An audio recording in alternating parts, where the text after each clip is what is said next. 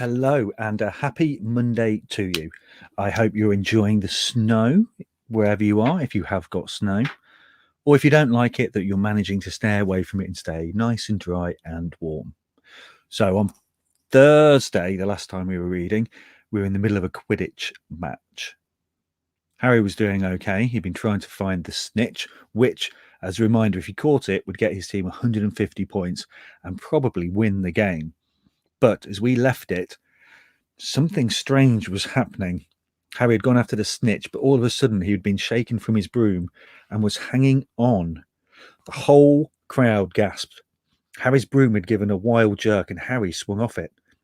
He was now dangling from it, holding on with only one hand. Did something happen to it when Flint blocked him? Seamus whispered. Can't have, said Hagrid, his voice shaking. Can't nothing interfere with the broomstick except powerful dark magic. No kid could do that to a Nimbus 2000. At these words, Hermione seized Hagrid's binoculars, but instead of looking up at Harry, she started looking frantically at the crowd. What are you doing? Moaned Ron. I knew it, Hermione gasped. Snape, look. Ron grabbed the binoculars. Snape was in the middle of the stands opposite them. He had his eyes fixed on Harry and was muttering non-stop under his breath. He's doing something. Jinxing the broom, said Hermione. What shall we do? Leave it to me. Before Ron could say another word, Hermione had disappeared. Ron turned the binoculars back on Harry. His broom was vibrating so hard it was almost impossible for him to hang on much longer. The whole crowd were on their feet, watching, terrified, as the Weasleys flew up to try and pull Harry safely onto one of their brooms. But it was no good. Every time they got near him, the broom would jump higher still. They dropped lower and circled beneath him, obviously hoping to catch him if he fell. Marcus Flint seized the quaffle and scored 5 times without anyone noticing. Come on, Hermione, Ron muttered. Hermione had fought her way across to the stand where Snape stood and was now racing along the row behind him. She didn't even stop to say sorry as she knocked Professor Quirrell head first into the row in front. Reaching Snape, she crouched down, pulled out her wand and whispered a few well-chosen words. Bright blue flames shot from her wand onto the hem of Snape's robes. It took perhaps 30 seconds for Snape to realise that he was on fire.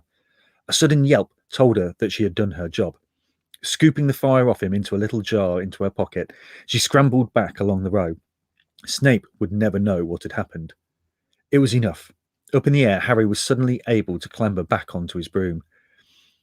Neville, you can look, Ron said. Neville had been sobbing into Hagrid's jacket for the last 5 minutes. Harry was speeding towards the ground when the crowd saw him clap his hand to his mouth as though he was about to be sick. He hit the pitch on all fours, coughed, and something gold fell into his hand. I've got the snitch, he shouted, waving it above his head, and the game ended in complete confusion. He didn't catch it. He nearly swallowed it. Flint was still howling 20 minutes later, but it made no difference. Harry hadn't broken any rules, and Lee Jordan was still happily shouting the result. Gryffindor had won by 170 points to 60. Harry heard none of this, though. He was being made a cup of strong tea back in Hagrid's hut with Ron and Hermione. It was Snape, Ron was explaining. Hermione and I saw him. He was cursing your broomstick, muttering. He wouldn't take his eyes off you. Rubbish, said Hagrid, who hadn't heard a word of what had gone on next to him in the stands. Why would Snape do something like that? Harry, Ron and Hermione looked at each other, wondering what to tell him. Harry decided on the truth. I found something out about him, he told Hagrid. He tried to get past that 3-headed dog at Halloween. It bit him. We think he was trying to steal whatever it's guarding. Hagrid dropped the teapot. How do you know about Fluffy? He said. Fluffy? Yeah, he's mine. Bought him off a Greek chappie I met in the pub last year. I lent him to Dumbledore to guard the... Yes, said Harry eagerly. Now, don't go asking me any more, said Hagrid gruffly. That's top secret, that is. But Snape's trying to steal it. Rubbish, said Hagrid again. Snape's Hogwarts teacher. He'd do nothing of the sort. So why did he just try and kill Harry? Cried Hermione. The afternoon's events certainly seemed to have changed her mind about Snape. I know a jinx when I see one, Hagrid. I've read all about them. You've got to keep eye contact, and Snape wasn't blinking at all. I saw him. I'm telling you, you're wrong, said Hagrid. We don't know why Harry's broom acted like that, but Snape wouldn't try and kill a student. Now, listen to me, all three of you. You're meddling in things that don't concern you. It's dangerous. You forget that dog, and you forget what it's guarding. That's between Professor Dumbledore and Nicholas Flamel. Aha, said Harry. So there's someone called Nicholas Flamel involved, is there? Hagrid looked furious with himself. Chapter 12. Christmas was coming. One morning in mid-December, Hogwarts woke to find itself covered in several feet of snow. The lake froze solid, and the Weasley twins were punished for bewitching several snowballs so that they followed Quirrell around, bouncing off the back of his turban. The few owls that managed to battle their way through the stormy sky to deliver post had to be nursed back to health by Hagrid before they could fly off again. No one could wait for the holidays to start. While the Gryffindor common room and the Great Hall had roaring fires, the drafty corridors had become icy, and a bitter wind rattled the windows in the classrooms. Worst of all were Professor Snape's classes down in the dungeons, where their breath rose in a mist before them, and they kept as close as possible to their hot cauldrons. I do feel so sorry, said Draco Malfoy, one potions class, for all those people who have to stay at Hogwarts for Christmas because they're not wanted at home. He was looking over at Harry as he spoke. Crabbe and Goyle chuckled. Harry, who was measuring out powdered spine of lionfish, ignored them. Malfoy had been even more unpleasant than usual since the Quidditch match. Disgusted that Slytherin had lost, he had tried to get everyone laughing at how a wide-mouthed tree frog would be replacing Harry as Seeker next. Then he'd realised that nobody found this funny, because they were all so impressed at the way Harry had managed to stay on his bucking broomstick. So Malfoy, jealous and angry, had gone back to taunting Harry about having no proper family. It was true that Harry wasn't going back to Privet Drive for Christmas. Professor McGonagall had come round the week before, making a list of students who would be staying for the holidays, and Harry had signed up at once. He didn't feel sorry for himself at all. This would probably be the best Christmas he'd ever had. Ron and his brothers were staying too, because Mr. and Mrs. Weasley were going to Romania to visit Charlie. When they left the dungeons at the end of potions, they found a large fir tree blocking the corridor ahead. Two enormous feet sticking out at the bottom, and a loud puffing sound told them that Hagrid was behind it. Hi, Hagrid. Want any help? Ron asked, sticking his head through the branches. No, I'm all right, thanks, Ron. Would you mind moving out of the way? Came Malfoy's cold drawl behind them. Are you trying to earn some extra money, Weasley, hoping to be gamekeeper yourself when you leave Hogwarts? I suppose that hut of Hagrid's must seem like a palace compared to what your family's used to. Ron dived at Malfoy just as Snape came up the stairs. Weasley! Ron let go of the front of Malfoy's robes. He was provoked, Professor Snape, said Hagrid. Malfoy was insulting his family. Be that as it may, fighting is against Hogwarts rules, Hagrid. 5 points from Gryffindor. Weasley, and be grateful it isn't more. Move along, all of you. Malfoy, Crabbe, and Goyle pushed roughly past the tree, scattering needles everywhere and smirking. Oh, get him, said Ron, grinding his teeth at Malfoy's back. One of these days, I'll get him. I hate them both, said Harry, Malfoy and Snape. Come on, cheer up, it's nearly Christmas, said Hagrid. Tell you what, come and see me in the Great Hall. Looks a treat. So Harry, Ron, and Hermione followed Hagrid and his tree off to the Great Hall, where Professor McGonagall and Professor Flitwick were busy with the Christmas decorations. Ah, Hagrid, the last tree, put it in the far corner, would you? The hall looked spectacular. Festoons of holly and mistletoe hung all around the walls, and no fewer than 12 towering Christmas trees stood around the room, some sparkling with tiny icicles, some glittering with hundreds of candles. How many days off till your holidays? Hagrid asked. Just one, said Hermione. And that reminds me, Harry, Ron, we've got half an hour before lunch. We should be in the library. Oh, yeah, you're right, said Ron, tearing his eyes away from Professor Flitwick, who had golden bubbles blossoming out of his wand and was trailing them over the branches of the new tree. The library, said Hagrid, following them out of the hall. Just before the holidays, bit keen, aren't you? Oh, we're not working, Harry told him brightly. Ever since you mentioned Nicholas Flamel, we've been trying to find out who he is. You what? Hagrid looked shocked. Now listen here.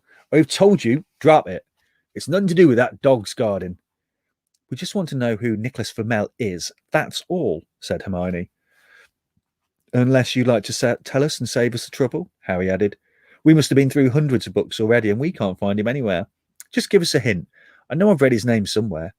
I'm saying nothing, said Hagrid flatly. Just have to find out for ourselves then, said Ron, and they left Hagrid looking disgruntled and hurried off to the library. They had indeed been searching books for Flamel's name ever since Hagrid had let it slip, because how else were they going to find out what Snape was trying to steal? The trouble was, it was very hard to know where to begin, not knowing what Flamel might have done to get himself into a book. He wasn't in great wizards of the 20th century, or notable magical names of our time. He was missing too from important modern magical discoveries, and a study of recent developments in wizardry. And then, of course, there was the sheer size of the library. Tens of thousands of books, thousands of shelves, hundreds of narrow rows. Hermione took out a list of subjects and titles she had decided to search, whilst Ron strode off down a row of books and started pulling them off the shelves at random. Harry wandered over to the restricted section. He'd been wondering for a while if Flamel wasn't somewhere in there. Unfortunately, you needed a specially signed note from one of the teachers to get in any of the restricted books, and he knew he'd never get one. These were the books containing powerful dark magic, never taught at Hogwarts, and only read by older students studying advanced defense against the dark arts. What are you looking for, boy? Nothing, said Harry. Madame Pince, the librarian, brandished the feather duster at him. You'd better get out then. Go on, out. Wishing he'd been a bit quicker at thinking up some story, Harry left the library. He, Ron, and Hermione had already agreed that they'd better not ask Madame Pince where they could find Flamel. They were sure she'd be able to tell them, but they couldn't risk Snape hearing what they were up to. Harry waited outside in the corridor to see if the other two had found anything, but he wasn't hopeful. They had been looking for a fortnight after all, but as they had only had odd moments between lessons, it wasn't surprising they'd found nothing. What they really needed was a nice long search without Madame Pince breathing down their necks. 5 minutes later, Ron and Hermione joined him, shaking their heads. They went off to lunch. You will keep looking while I'm away, won't you? Said Hermione. And send me an owl if you find anything. You could ask your parents if they know who Flamel is, said Ron. It'd be safe to ask them. Very safe, as they're both dentists, said Hermione. Once the holidays had started, Ron and Harry were having too good a time to think much about Flamel. They had the dormitory to themselves, and the common room was far emptier than usual, so they were able to get the good armchairs by the fire. They sat by the hour eating anything they could spear on a roasting fork. Bread, crumpets, marshmallows, and plotting ways of getting Malfoy expelled, which were fun to talk about, even if they couldn't work. Ron also started teaching Harry wizard chess. This was exactly like Muggle chess, except the figures were alive, which made it a lot like directing troops in battle. Ron's set was very old and battered. Like everything else he owned, it had once belonged to someone else in the family.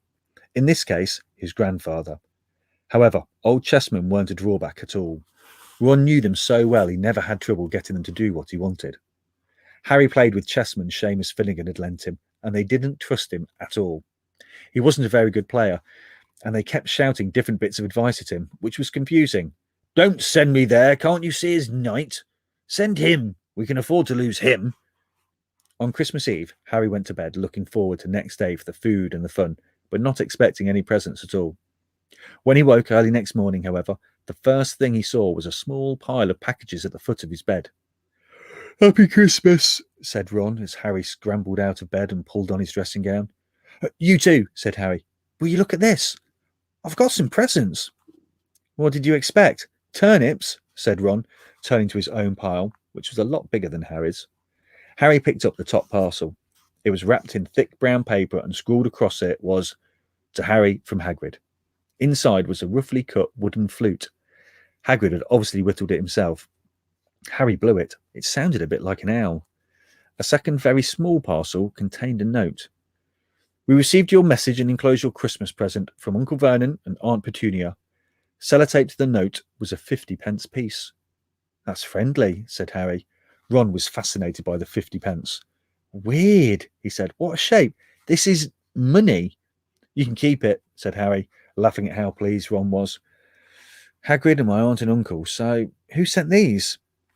I think I know who that one's from, said Ron, going a bit pink and pointing to a lumpy parcel. My mum. I told her you didn't expect any presents and, oh no, she's made you a Weasley jumper. Harry had torn open the parcel to find a thick, hand-knitted sweater in emerald green and a large box of homemade fudge. Every year she makes us a jumper, said Ron, unwrapping his own, and mine's always maroon. Oh, that's really nice of her, said Harry, trying the fudge, which was very tasty. His next present also contained sweets, a large box of chocolate frogs from Hermione. This left only one parcel. Harry picked it up and felt it. It was very light. He unwrapped it. Something fluid and silvery grey went slithering onto the floor where it lay in gleaming folds. Ron gasped. Oh, I've heard of those, he said, dropping a box of every flavour beans he'd got from Hermione. If that's what I think it is, they're really rare and really valuable. What is it? Harry picked up the shining silvery cloth off the floor. It was strange to the touch, like water woven into material.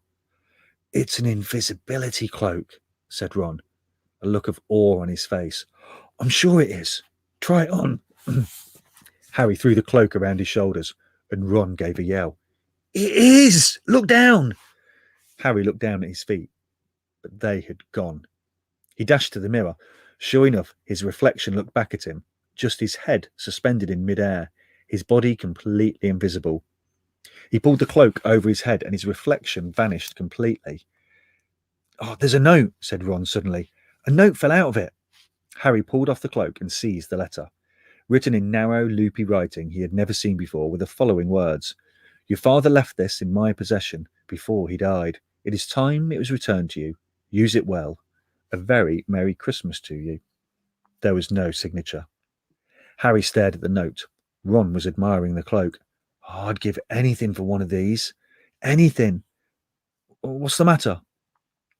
Nothing, said Harry. He felt very strange. Who had sent the cloak? Had it really once belonged to his father? Before he could say or think anything else, the dormitory door was flung open and Fred and George Weasley bounded in. Harry stuffed the cloak quickly out of sight. He didn't feel like sharing it with anyone else yet. Merry Christmas. Hey, look, Harry's got a Weasley jumper too. Fred and George were wearing blue jumpers, one with a large yellow F on it, the other with a large yellow G. Harry's is better than ours, though, said Fred, holding up Harry's jumper. She obviously makes more of an effort if you're not family. Why aren't you wearing yours, Ron? George demanded. Come on, get it on. They're lovely and warm. Oh, I hate maroon, Ron moaned half-heartedly as he pulled it over his head. You haven't got a letter on yours, George observed. I suppose she thinks you don't forget your name. But we're not stupid. We know we're called Greg and Forge. What's all this noise? Percy Weasley stuck his head through the door, looking disapproving. He'd clearly come halfway through and wrapping his presents as he too carried a lumpy jumper over his arm, which Fred seized. P for prefect. Get it on, Percy. Come on, we're all wearing ours. Even Harry got one. I don't want, said Percy thickly as the twins forced the jumper over his head, knocking his glasses askew. And you're not sitting with the prefects today either, said George. Christmas is a time for family. They frog-marched Percy from the room, his arms pinned to his sides by his jumper. Harry had never in all his life had such a Christmas dinner. 100 fat roast turkeys, mountains of roast and boiled potatoes, platters of fat chipolatas, tureens of buttered peas, silver boats of thick, rich gravy and cranberry sauce, and stacks of wizard crackers every few feet along the table. These fantastic crackers were nothing like the feeble muggle ones the Dursleys usually bought, with their little plastic toys and their flimsy paper hats. Harry pulled a wizard cracker with Fred, and it didn't just bang, it went off like a blast, like a cannon, and engulfed them all in a cloud of blue smoke, while from the inside exploded a rear admiral's hat and several live white mice. Up on the high table, Dumbledore had swapped his pointed wizard's hat for a flowered bonnet, and was chuckling merrily at a joke Professor Flitwick had just read him. Flaming Christmas puddings followed the turkey. Percy nearly broke his teeth on a silver sickle embedded in his slice.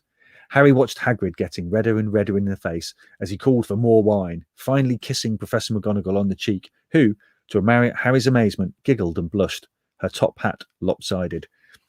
When Harry finally left the table, he was laden down with a stack of things out of the crackers, including a pack of non-exploding luminous balloons, a grow-your-own warts kit, and his own new wizard chess set. The white mice had disappeared, and Harry had a nasty feeling they were going to end up as Mrs. Norris's Christmas dinner. Harry and the Weasleys spent a happy afternoon having a furious snowball fight in the grounds. Then, cold, wet, and gasping for breath, they returned to the fire in the Gryffindor common room, where Harry broke in his new chess set by losing spectacularly to Ron. He suspected he wouldn't have lost so badly if Percy hadn't tried to help him so much. After a tea of turkey sandwiches, crumpets, trifle, and Christmas cake, everyone felt too full and sleepy to do much before bed, except sit and watch Percy chase Fred and George all over Gryffindor Tower because they'd stolen his prefect badge. It had been Harry's best Christmas day ever, yet something had been nagging at the back of his mind all day. Not until he climbed into bed was he free to think about it, the invisibility cloak and whoever had sent it. Ron, full of turkey and cake and with nothing mysterious to bother him, fell asleep almost as soon as he'd drawn the curtains around his four-poster. Harry leant over the side of his own bed and pulled the cloak out from under it. His father's. This had been his father's. He let the material flow over his hands, smoother than silk, light as air. Use it well, the note had said. He had to try, now. He slipped out of bed and wrapped the cloak around himself. Looking down at his legs, he saw only moonlight and shadows. It was a very funny feeling. Use it well. How will Harry use the cloak well? We will find out tomorrow at 2:30. Thank you very much for listening. Have a lovely rest of your Tuesday, your Monday. Getting carried away himself thinking it's a Tuesday. Lovely end to your Monday afternoon, and we'll see you tomorrow. Toodle pip.